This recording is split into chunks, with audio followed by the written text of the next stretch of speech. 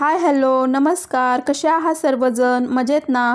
Sims kitchen मराठीमध्ये तुम्हा सर्वांचं पुन्हा एकदा अगदी मनापासून स्वागत आहे। आज आपण शेंगदाण्याचे लाडू बनवणार आहोत। हे लाडू अत्यंत पौष्टिक असतात आणि बनवायला हे एकदम सोपे आणि अगदी पटकन बनून तयार होतात। शिवाय हे लाडू एकदा जर आपण बनवून ठेवले तर 2 ते 3 महिने आरामात टिकू सुद्धा शकतात। आता लवकरच नवरात्रोत्सव चालू होणार आहे आणि बऱ्याच जणांच्या घरी उपवास असतात। मग असे लाडू जर आपण आधीच बनवून ठेवले तर आयत्या वेळी हे लाडू आपण खाऊ शकतो। हे लाडू गूळ आणि शेंगदाण्यापासून बनलेले असतात आणि गूळ आणि शेंगदाणे हे आपल्या शरीरासाठी अत्यंत पौष्टिक असतात। जेव्हा आपल्याला अशक्तपणा जाणवतो तेव्हा आपण जर डॉक्टरांकडे गेलो तर डॉक्टर आपल्याला शेंगदाणे आणि गूळ खायला सजेस्ट करतात। पण त्यापेक्षा जर आपण असे लाडू बनवून ठेवले तर आपण पटकन एक लाडू घेऊन खाऊ शकतो। हे लाडू अगदी परफेक्ट बनवण्यासाठी काय करावे हा अगदी डिटेल्समध्ये व्हिडिओ मी तुमच्यासोबत शेअर केलेला आहे। त्यामुळे व्हिडिओ शेवटपर्यंत पहा आणि व्हिडिओ आवडला तर व्हिडिओला लाईक करा आणि अजून जर तुम्ही आपल्या चॅनलला सबस्क्राईब केलं नसेल तर सबस्क्राईब करा। चला तर व्हिडिओला सुरुवात करूया। शेंगदाण्याचे लाडू बनवण्यासाठी इथे मी पाव किलो एवढे शेंगदाणे घेतलेले आहेत। हे आमच्या शेतातील शेंगदाणे आहेत, त्यामुळे त्याचा कलर थोडासा डार्क आहे। तुमच्याकडे जे शेंगदाणे असतील ते तुम्ही घेऊ शकता। त्याचबरोबर पाव किलो एवढा गूळ आपण इथे घेतलेला आहे। सर्वप्रथम आपल्याला हे शेंगदाणे छान खरपूस असे भाजून घ्यायचे आहेत।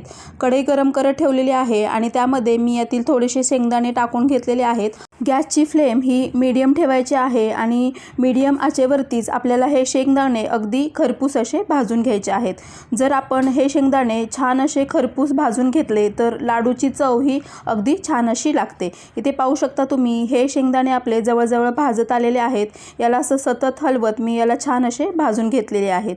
याला सतत हलवत राहायचं जेणेकरून शेंगदाणे करपणार नाहीत आणि जर शेंगदाणे करपले तर मग लाडू कडवट होऊ शकतात। आता हे शेंगदाणे मी एका प्लेटमध्ये काढून घेतलेले आहेत आणि त्याच कढईमध्ये राहिलेले शेंगदाणे आपल्याला टाकायचे आहेत आणि ते सुद्धा छान असे भाजून घ्यायचे आहेत। गूळ आणि शेंगदाणे हे अत्यंत पौष्टिक असतात। आपल्याला जर अशक्तपणा जाणवत असेल आणि आपण डॉक्टरांकडे गेलो तर ते आपल्याला गूळ शेंगदाणे खायला सजेस्ट करतात। गूळ सुद्धा अत्यंत पौष्टिक आहे। गुळामुळे आपली कॅल्शियमची कमतरता असते ती दूर होते, त्यामुळे आपण गूळ आणि शेंगदाणे रोज खावे। पण आपल्याला असं शेंगदाणे आणि गूळ एकत्र करून खायला होत नाही, मग त्यामुळे जर आपण असे लाडू बनवून ठेवले तर आपण पटकन एक लाडू घेऊन खाऊ शकतो। शिवाय आता नवरात्रोत्सव सुद्धा जवळ येत आहे आणि त्यामुळे जर आपण असे लाडू बनवून ठेवले तर उपवासाच्या दिवशी आपण हे लाडू खाऊ शकतो। हे सर्व शेंगदाणे आपण छान असे भाजून घेतलेले होते आणि छान असे थंड होऊ दिलेले आहेत। त्यानंतर मिक्सरच्या एका भांड्यामध्ये हे शेंगदाणे घेऊन आपल्याला हे बारीक करून घ्यायचे आहेत।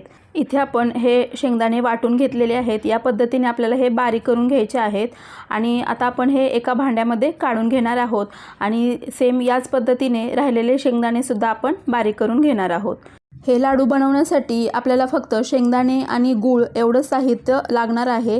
हे साहित्य तर आपल्या सर्वांकडे अगदी सहज उपलब्ध असतं, त्यामुळे आपण हे लाडू अगदी पटकन बनवू शकतो। आता इथे मी हे सर्व शेंगदाणे बारीक करून घेतलेले आहेत, वाटून घेतलेले आहेत आणि आता यामध्ये आपल्याला बारीक करून घेतलेला गूळ टाकायचा आहे। इथे आपण पाव किलो शेंगदाण्यासाठी पाव किलो एवढा गूळ वापरलेला आहे। हे अगदी परफेक्ट प्रमाण आहे, पण तुम्हाला यापेक्षा जर जास्त गोड आवडत असेल तर तुम्ही गुळाचं प्रमाण थोडंसं वाढवू शकता, पण हे प्रमाण अगदी योग्य आहे। एवढ्या प्रमाणात हे लाडू अगदी छान असे बनून तयार होतात। सगळ्यात आधी आपल्याला हातानेच असं याला एकजीव करून घ्यायचं आहे इथे या पद्धतीने। आणि इथे पाहू शकता तुम्ही जर आपण याची मूठ वळली तर याची छान अशी मूठ वळते। याच्यावरून आपण ओळखू शकतो की इथे गूळ आणि शेंगदाण्याचं योग्य असं प्रमाण झालेलं आहे। यानंतर हे मिश्रण छान असं एकजीव व्हावं म्हणून मिक्सरच्या एका भांड्यामध्ये आपण यातील थोडंसं मिश्रण घालून मिक्सरमध्ये एकदा फिरवून घेणार आहोत। असं केल्यामुळे काय होतं की लाडू हे एकदम एकसारखे होतात आणि लाडूला बाइंडिंगसुद्धा अगदी छान येतं। आणि कुठे जर गुळाचा एक छोटा मोठा तुकडा राहिला असेल तर तो सुद्धा मिक्सरमध्ये फिरवल्यामुळे छान बारीक होतो आणि आपण छान प्रकारे लाडू वळू शकतो। आता इथे पाहू शकता तुम्ही याला किती छान असं बाइंडिंग आलेलं आहे। हे लाडू बनवताना आपण तूप वगैरे काही सुद्धा वापरणार नाही, फक्त गूळ आणि शेंगदाणेच वापरणार आहोत।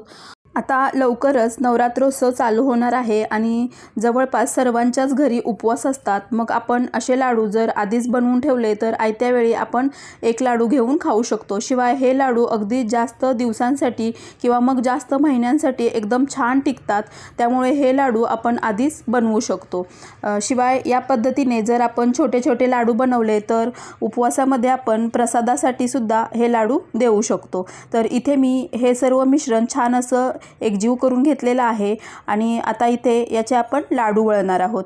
लाडू वळण्यासाठी आपल्याला हाताला तेल, तूप वगैरे किंवा मग पाणी वगैरे काही लावण्याची काही गरज नाही. फक्त यातील थोडंसं मिश्रण घेऊन हातावरती घेऊन आपण याचे लाडू वळणार आहोत. मिक्सरमध्ये आपण बारीक केल्यामुळे हे छान असं एकजीव झालेलं आहे. इथे पाहू शकता तुम्ही याचा कलरसुद्धा थोडासा चेंज झालेला आहे. आपण जेव्हा शेंगदाणे भाजून घेतो तेव्हा ते अगदी खरपूस आणि खमंग जर भाजले तर हे लाडू एवढे छान तयार होतात की तोंडात टाकताच विरघळतात. इथे पाहू शकता तुम्ही अगदी कमी मेहनतीमध्ये आणि सहज आपण हे लाडू वळू शकतो. जर कोणाला अशक्तपणा जाणवत असेल तर त्यांच्यासाठी तर हे लाडू खूपच गुणकारी आहेत.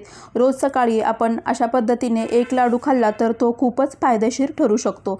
या पद्धतीने आपण शेंगदाण्याचे लाडू बनवू शकतो किंवा मग याची वडीसुद्धा बनवू शकतो. पण लाडू हे बनवायला खूप सोपे असतात, त्यामुळे आपण शक्यतो या पद्धतीने लाडूच बनवावेत.